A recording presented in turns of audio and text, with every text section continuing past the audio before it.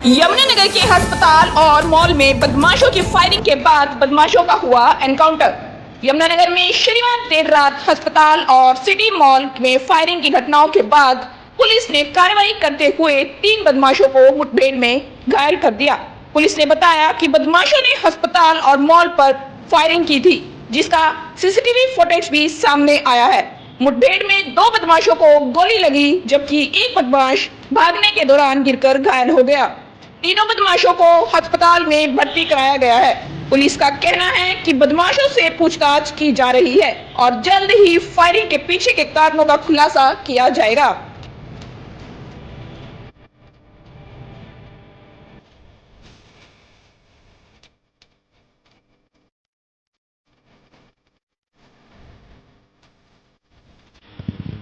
Sir क्या कुछ जानकारी देंगे क्या आप?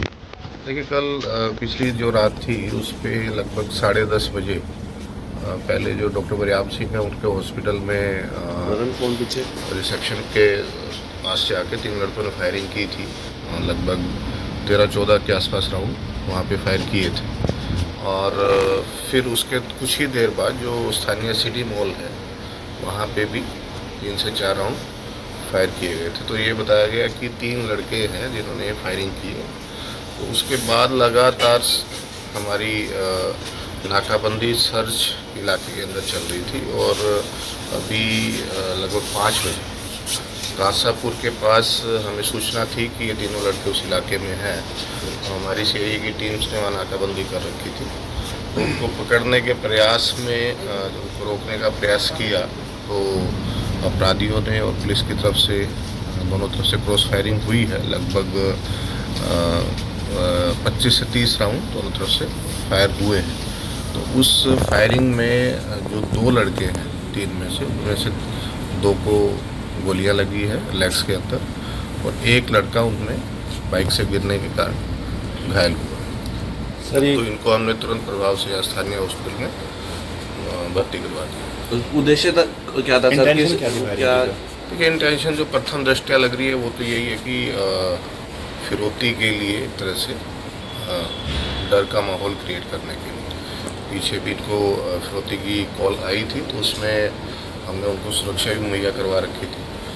तो प्रथम दृष्टया तो वही मोटिव है। बाकी भी पूछताछ में और ज़्यादा पता किस गैंग से जुड़े हो सकते हैं वो सर? मैंने बताया कि अभी पूछताछ में ही पता लगेगा ये सारा। अभी तो हॉस्पिटलाइज है, इंजर्ड है, तो जैसे उनकी थोड़ी सी कंडीशन ठीक होती है तो हम डिटेल में उनसे पूछताछ सर करेंगे। लगभग कितने घंटे में पुलिस ने इनको दबोच लिया? देखिए, 10 बजे के आसपास की घटना है और लगभग 6-6.5 घंटे लगाइए कि इसमें हमने। देखिए, जैसे ही ये सूचना मिली थी कि ऐसे फायरिंग का इंसिडेंट हुआ, आप सबको पता है कि हमने शहर में पहले से ही नाकाबंदी जितने एग्जिट पॉइंट्स हैं वहाँ पे कर रखे।